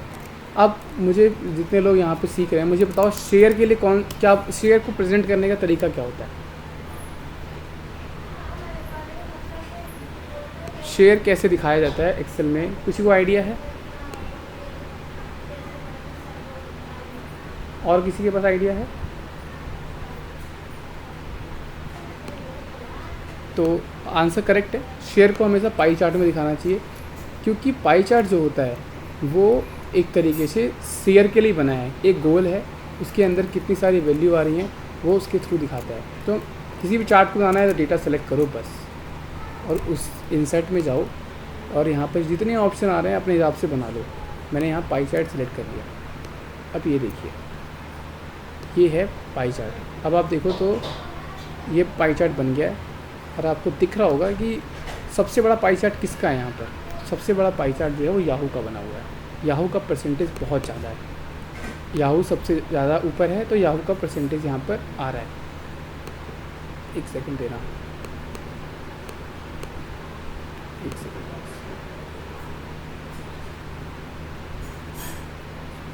इसका ऑप्शन नहीं आ रहा है, ठीक है, क्लोज करते हैं। यहाँ पे क्लिक करते हैं। जैसे आप इस पर क्लिक करोगे ना, मैं कुछ ऐड कर रहा हूँ, एक सेकंड, ऐड डेटा लेके इसको ऐड कर रहा हूँ। तो अभी ये परसेंटेज भी मैंने नहीं बनाया था, तो अगर मैं चाहूँ तो इस पर एडिट कर सकता हूँ। ग्राफ के लिए एक अलग से सेशन रखूँगा, इसलिए यहाँ पे ज़्यादा कुछ समझाना नहीं चाह रहा हूँ आप लोगों को मैं। इसको हटा देता हूँ। अब ये परसेंटेज से बन गया, इसका मतलब याहू के सबसे ज़्यादा कस्टमर हैं, इसके 18% हैं, इसके ऐसे। तो इस तरीके से हम किसी भी ग्राफिकल रिप्रेजेंटेशन को समझते हैं, और उस समझ से हमें पता चलता है कि जो हमारा ग्राफ बना है उसमें किसकी रेवेन्यू शेयर ज़्यादा है, किसका कम है, कौन किस जगह पे अलाई करता है, कौन किस जगह पे अलाई नहीं करता है। इसके लिए मैंने इसको इसमें बनाया। अब देखो यहाँ पे 24% जो है वो याहू का शेयर है, हॉटमेल का 18% है। तो इस तरीके से ये ग्राफ डिज़ाइन हुआ है। आप कलर कोडिंग वगैरह कुछ भी चेंज कर सकते हो। ग्राफ तो बहुत टाइप से बनता है, जिस ग्राफ पे क्लिक करोगे वही ग्राफ डिज़ाइन हो जाएगा। तो इस तरीके से हम डेटा को एनालाइज़ करते हैं और हम समझते हैं कि 24%, 20%, 19% ये डेटा क्या है। हमने कहाँ से शुरू किया था? हमारे पास तो बस ये डेटा आया था और बाकी सब क्वेश्चन, इतना डेटा मेरे पास आया था। मैंने डोमेन बनाया, ईयर बनाया, सब चीज़ों को ऐड किया, फिर एक पिवट खींची, पिवट से नंबर निकाला, नंबर निकालने के बाद मैं यहाँ पहुँचा, यहाँ पहुँचने के बाद मैंने उसको डिज़ाइन किया। तो इसलिए कोई भी चीज़ छोटी नहीं है। जिसको लग रहा हो कि राइट लेफ़्ट का यूज़ किया है, तो सारा का सारा यूज़ यही है। ये सारी चीज़ें यूज़ करके तो मैं यहाँ तक पहुँचा हूँ ना। ये यहाँ इसको बनाने के लिए एकदम डायरेक्टली तो मैं बना नहीं सकता था, तो इसीलिए हर चीज़ को एक्सेल में जोड़ना पड़ेगा, रियल लाइफ के एग्जांपल में लेके जाना पड़ेगा, और तब हम किसी शेयर को, किसी वैल्यू को निकाल सकते हैं। ठीक है, किसी को कोई क्वेश्चन है